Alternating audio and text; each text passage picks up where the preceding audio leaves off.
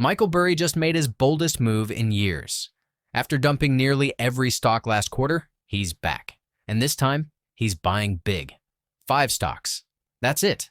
And one of them is down more than 50% from its highs. Another is trading at a price-to-earnings ratio nearly half its historical average. While most investors are still playing defense, Burry's leaning in, targeting strong businesses that the market's currently overlooking. It's concentrated, it's aggressive, and it says a lot about how he sees what's coming next. Today, I am breaking it all down. What Burry is buying, what he's sold, and most importantly, what it all means for you. But to really understand what Burry is doing now, we need to look at what he did before, because his Q1 reset wasn't random. If you only looked at Michael Burry's Q2 moves, you'd think he suddenly turned bullish out of nowhere. But the full picture starts earlier, with the total teardown he pulled off just 1 quarter before. In the first quarter of 2025, Burry nuked his entire portfolio. He sold out of 12 different companies, not trimmed, not reduced, fully exited, gone. And it wasn't some random batch of penny stocks either. I am talking major names across multiple sectors. Chinese tech giants like Alibaba, JD.com, and Baidu, all wiped clean. Big healthcare names like Molina and HCA. Consumer brands like Canada Goose and VF Corporation. Even fintech and insurance players like Oscar Health and American Coastal Insurance. Every one of them cleared off the board. This was a full reset. He basically took the Etch-a-Sketch and shook it clean. So, what was he doing? Well, Burry has always been someone who likes to move when the crowd gets too comfortable. And back in Q1, a lot of these names were riding momentum or clinging to recovery hopes. Chinese stocks were bouncing off lows, but questions around regulation and geopolitical risk were still thick in the air. Healthcare names were trading at rich valuations, while growth names were getting stretched again. And consumer plays, while still strong on paper, were starting to look fragile under inflation pressure. It's not that these were bad companies. It's that they didn't offer what Burry values most: protection, predictability, and price. So he cleared them out. And by doing that, he freed up cash. He gave himself the flexibility to wait, not just for good companies, but for the right prices. Because Burry doesn't sell everything unless he sees an opportunity forming. And that opportunity finally came into focus in the second quarter. New names. New conviction, a tight, calculated portfolio that tells you exactly where he sees value today. And now, we're going to break it down, one stock at a time. When you look at Burry's new portfolio in the second quarter of 2025, one thing jumps out immediately: focus. After selling everything off in Q1, he came back not with a scattered list of 20 or 30 names, but with 5 core holdings. That's it. 5 companies now make up almost his entire portfolio, with just one minor trim on an existing position. Let's break them down. First up, Lululemon. This was the biggest buy. 50,000 shares, worth close to $11.9 million, making up over 21% of his portfolio. And if you're surprised Burry's betting big on yoga pants, you're not alone. Lululemon isn't a typical value stock in the traditional sense. But with its price cut nearly in half and valuation ratios crashing below historical norms, it suddenly fits the profile. The company's share price is down more than 50% from its 2023 highs.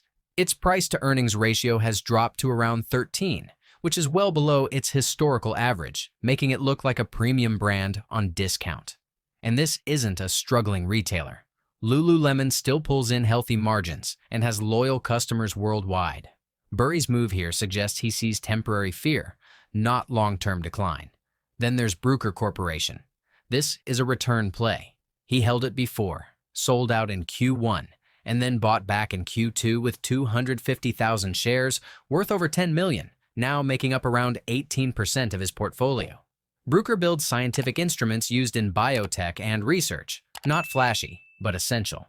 Yes, their Q2 results came in a little soft, with revenue of $797 million and earnings down nearly 40% year over year. But the underlying business remains solid, and the stock is trading well below fair value estimates. For Burry, this could be a bet on recovery and a play on the life sciences space regaining momentum. Third, Regeneron Pharmaceuticals. He picked up 15,000 shares, representing about 14% of his portfolio. Regeneron has long been a solid powerhouse in pharma. In the second quarter, it reported $3.68 billion in revenue, up 4% from the year before. It also has a free cash flow of roughly $3.8 billion across the trailing 12 months. Not only that, it's trading at a price-to-earnings ratio of around 14, while its 10-year average has hovered closer to 26. So even though this is a highly profitable company, the market isn't giving it full credit. For someone like Burry who loves cash flow and hates hype, that's the kind of math that works. Next up, Mercado Libre, Latin America's version of Amazon. He bought 3,000 shares, worth $7.8 million, putting nearly 14% of his capital behind it. This one breaks the mold a bit. Unlike the others, it isn't cheap by traditional metrics. Its price-to-earnings ratio is sitting above 58. But here's why Burry might be okay with that. Growth. In the second quarter, Mercado Libre posted revenue of $6.8 billion, up 34% year over year. Its operating income hit a record high of $825 million. And it's not just e-commerce. The company's fintech division is booming, handling payments across the continent. This looks like a classic pay-up-for-dominance play. Expensive? Sure. But Burry might see this as buying the future at today's price. And finally, there's United Health Group. He bought 20,000 shares, giving it about 11% of the portfolio. This is the most Burry pick of them all, a large, stable, cash-rich healthcare leader that's been temporarily knocked down. United Health brought in revenue of $111.6 billion in Q2, which was up 12.8% year over year. But concerns about tightening margins and rising costs have weighed on the stock.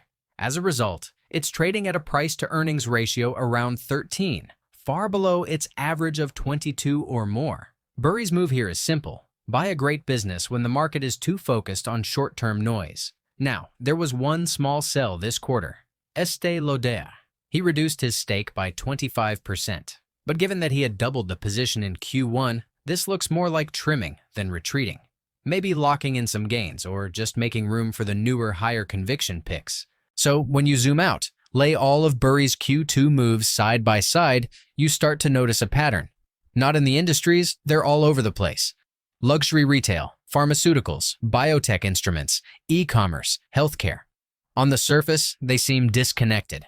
But under the hood, they're speaking the same language. Every one of these companies is a leader in its space. They're not trying to disrupt. They already dominate. And yet, the market isn't treating them like royalty right now. Each of them is facing some kind of short-term skepticism, a dip in growth, a margin concern, a fear of consumer pullback. But none of them are broken. Not even close. What they do have in common is durability. They're cash generators. They have pricing power. They've weathered storms before, and Burry's betting they'll do it again.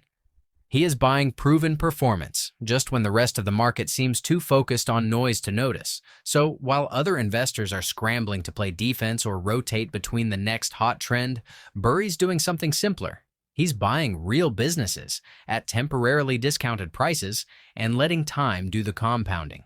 Now, does this mean you should go out and copy Burry's exact portfolio? Not at all.